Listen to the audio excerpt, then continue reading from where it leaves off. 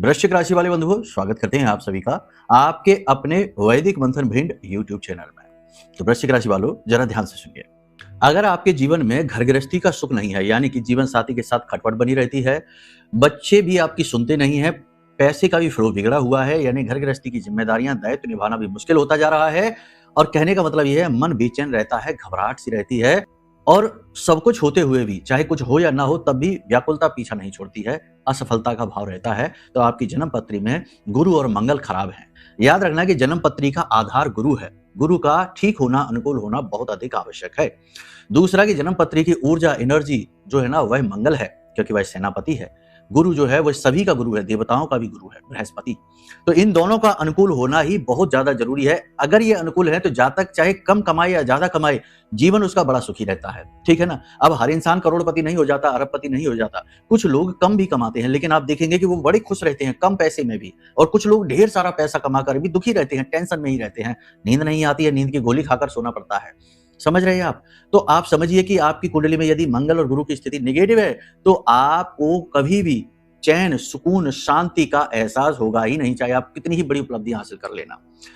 और भी बहुत सारी विषमताएं जीवन में आ जाती हैं। तो पहला काम यह है कि अपनी कुंडली दिखाइए और इन ग्रहों को अनुकूल करने के उपाय कुंडली के अनुसार प्राप्त कर लीजिए। दूसरा काम आप ये करिए कि अपने घर का जो नॉर्थ ईस्ट कोना है ना, आपके घर का जो कोना है नॉर्थ ईस्ट, वहां पर एक कांच का कटोरा रखिए, उसमें जल डालिए, थोड़ा सा इत्र डालिए, थोड़ा सा उसमें पिसी हुई हल्दी डालिए, एक चांदी का सिक्का रख देना, पीले रंग के पुष्प उसमें डाल देना।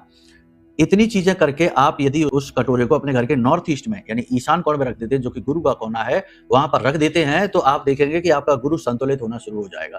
बहुत सारे पैसे वाले लोगों के घर में आपने देखा भी होगा कि या तो पीतल का पात्र होता है या फिर कांच का पात्र होता है, बड़ा सा जल का, जिसमें फूल तैरते रहते हैं। ये एक असल में टोटका है, उपाय है गुरु को अनुकूल करने का, जिससे सद्बुद्धि जागृत रहती है, निर्णय लेने की क्षमता प्रबल होती है और जातक उन्नति करता है। पहली चीज।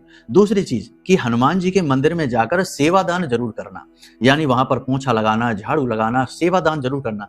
वहां पर जाकर देखो, बलशाली के सामने झुकना पड़ता है, समर्पण दिखाना पड़ता है। हनुमान जी देखो कितने बलशाली, लेकिन प्रभु श्री राम उनसे भी ज्यादा। तो हनुमान जी उनके सामने समर्पित हो गए। ये नहीं कहा उन्होंने कि अरे हम भी तो शिव के रुद्र अवतार हैं, हम भी तो शक्तिशाली हैं, हम देखते कौन है राम, हम उनके सामने क्यों झुके। नहीं, वो उनके सामने झुके, समर्पित हुए। आप उनके सामने झुक जाइए, समर्पित हो जाइए, अपना सेवादान वहां जरूर करिए, और पूजा पाठ अनुष्ठान तो करते ही रहिए। देखिए आपका मंगल अनुकूल होगा, गुरु अनुकूल होगा, और आपको लाभ मिलेंगे 101%। ठीक है। प्रेम से बोलिए जय माई की, जय मां बगलामुखी।